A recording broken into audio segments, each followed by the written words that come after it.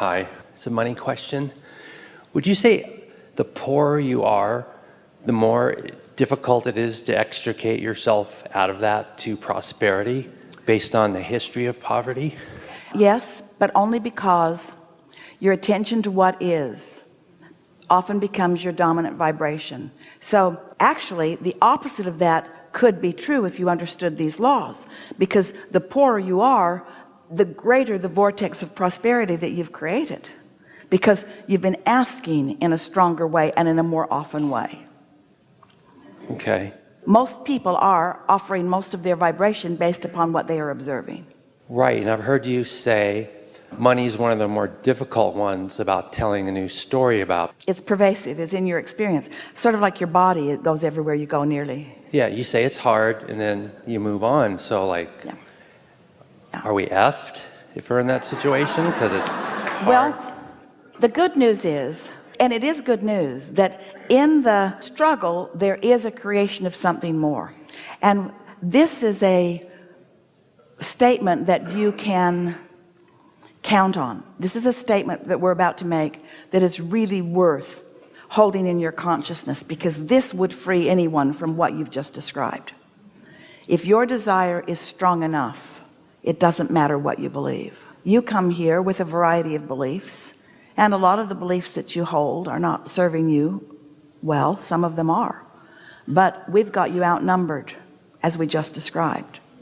So what we bring to the room is knowledge of who you really are, which makes it more likely, after you hung around here for a little while and listen a little bit, for you to begin feeling the resonance with who you really are. So if you've got a strong belief, even though you have doubt, or even though you're having an experience, Esther had an experience of Jerry taken off. He told her when they first came together, a strong possibility I might cut out on you early, because he was 2 decades older than she was. And she said, I don't care. Turned out she did care. But it took a while for her to not be absorbed in the discomfort. And so you can do it. Here's another statement that goes along with what you said. A disease perpetuates so much more rapidly after diagnosis, because attention to it disallows the well-being that would be there otherwise, or that the stabilizing influence that was there, that much faster. Everything is about the direction of your thoughts. So what are you getting at? You've got something that you're driving at here. Yeah, I'm in a situation now where money's tight. It hasn't been that way. I kind of was given 5-year-old twin girls, and I decided early in my life that I didn't want to take on that financial obligation because I didn't trust myself. So it's coming up a lot right now, 7, 8, 9 times a day, just needing basic survival things like tires for my car. My kids want to go to the trampoline jumpy place, and I have to say I can't afford it. Here's the thing. Whether you're in an uncomfortable position like you're describing, or something that's less that, there are a lot of situations where people want something different than what they've got. But this is something that we really want you to hear. It is awareness of what is, and your belief that this is reality, and therefore your belief that since it is reality, it deserves a lot of your attention, if not your undivided attention, that prevents you from moving toward what you've actually already created. And so since this is such a pervasive scenario, so many people feel this way, we began describing it to you in these ways. You create your own reality, you know that, blah blah blah. Step 1 2 3 4 5. Step 1 is ask, blah blah blah. Step 2 is source answers, blah blah blah. We even wrote a book about it. Step 3 is you get into the receiving mode. Step 4 is you get really good at that. Step 5 is you're so good at it that even when you step back into step 1, which is a valuable and necessary thing, you're not mad at yourself. So we explained it in that way. Then we are aware that still these are just words to so many people, because what is in their life is still controlling what they are offering vibrationally. So then we began saying, you really want to tell a new story. You want to tell the story the way you want it to be, not the way that it is. But even with that, most people are just offering lip service. They're saying what they want while they're feeling what they don't have. In fact, they're saying what they want because they're trying to overcome what they don't have. Well, anytime you're trying to overcome what you don't have, you've just activated the vibration of where you are. So the now reality keeps dominating. So then we say to you, your now reality, what you call this manifestation or this now, is old news. It's like gum you've chewed all the flavor out of. It's old news. It's already done. Then we started to get some of your attention. It's really not the present tense. What is the present tense is this vibrational reality. Well, that was sort of hard for you to accept. So we began really talking about this vortex of creation, this vibrational reality. We gave it the name vortex. We wrote 2 books about this vortex. Want you to understand that this is real.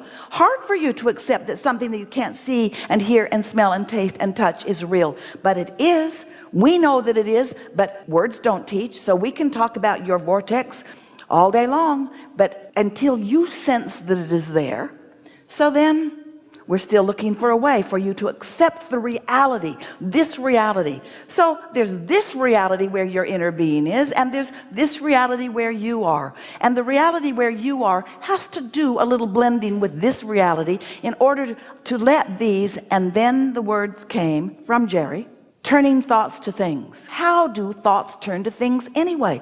There are no pipelines bringing supplies in from other planets. Your economy and its evolution has been about your turning thoughts to things. And so then we began to explain to you that you've got this vibrational reality. Oh, it's pure positive energy, and it contains everything that you want, even things that you can't even identify that you want, because the components of it are so expansive, and the possibility of the exponential combining of them is more than your mind can even comprehend. This vortex exists on a vibrational level, and it is coded to you through your vibrational association with it. You created it. It will always be yours. It's the other end of your lackful stick. It is for you.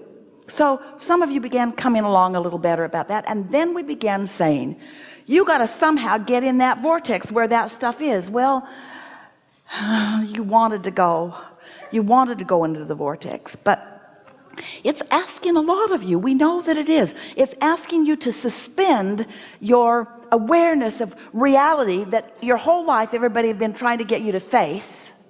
And we say, if your reality sucks, don't you want to look somewhere else?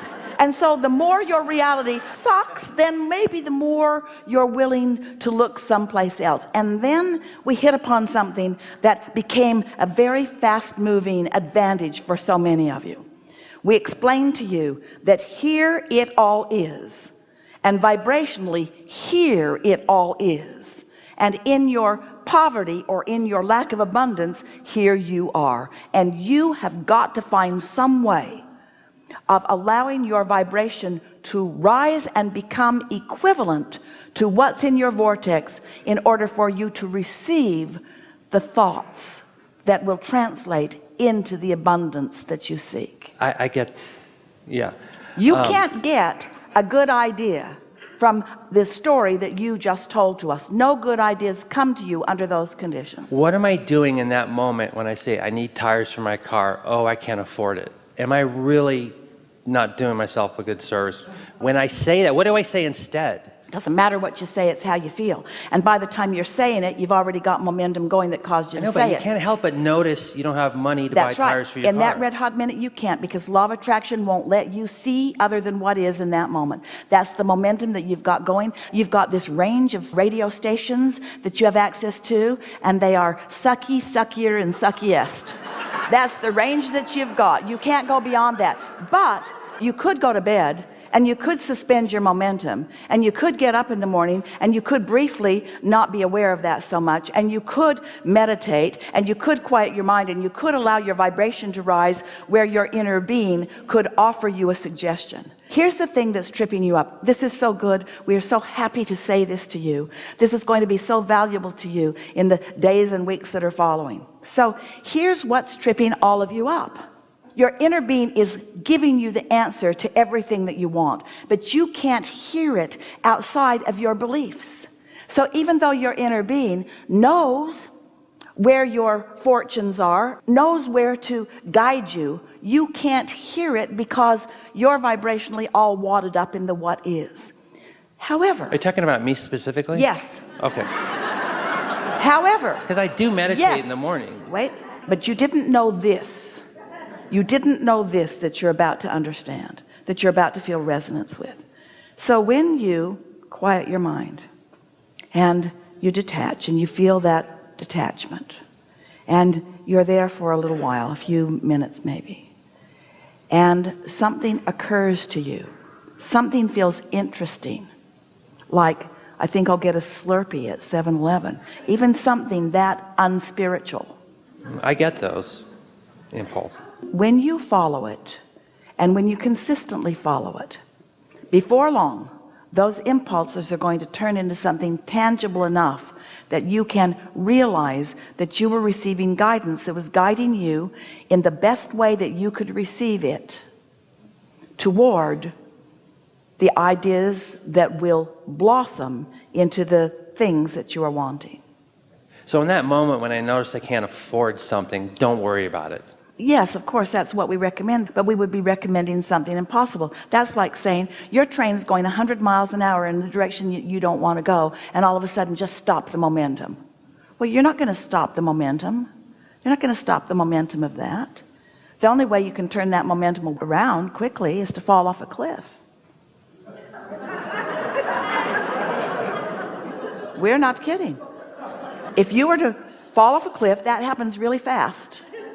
We're not making fun of anything, but you would, in that what you call death experience, you would suspend that lackful thought and you would swoop into the fullness of who you are. That's a quantum leap most of you don't want to take. And so a kinder, gentler way to go about it is to just allow yourself to take a nap, go to sleep, change the subject, accept what is, satisfaction with what is. Just do your best to say, well, here it is, and things are working out for me, and I can't see how they're working out for me, but I want to believe that they're working out for me, and maybe they are working out for me. And I do like the idea that there are two ends of the stick, and that all of this uncomfortable experience that I've had has accomplished something. Maybe there is a vibrational reality. It could be that Abraham really knows something about that, and maybe I can find my way to that. And what's my path of least resistance to the state of vibrational beingness that would allow me to be the receiver? You have to find a way to allow yourself to be the receiver. And there's lots of things that you think you wanted. Inheritance would be nice, but my family didn't set me up for that. And the lottery would be nice, but I know the odds too much, and so I'm blocking that. And this could happen, and this could happen, but there are so many other ways through which it can come. We are appreciating this conversation so much because you're hitting upon something that so many people feel. You cannot face a reality that doesn't please you and be in that moment allowing the one that does. And so this is what we really want you to hear, because you heard something from us earlier. You heard us say, and we felt you feel the resonance with us when you heard it. And that was, your inner being never looks back. Your inner being never looks back. Did you hear it? And did you sort of kind of understand it and believe it? Your inner being never looks back. Now hear this. We have not said this before. It's your doing that has accomplished this statement, and it matters a lot. And we're all really appreciative that you've prodded us into this statement that is beneficial to the entire universe as you hear it and take it home with you and know it. What you call now reality is looking back. Because the manifestation has already taken place. That's like cooking the last egg in the kitchen and not doing it well. And there's just not that much you can do about it because you don't have another egg. That was so profound. Yeah.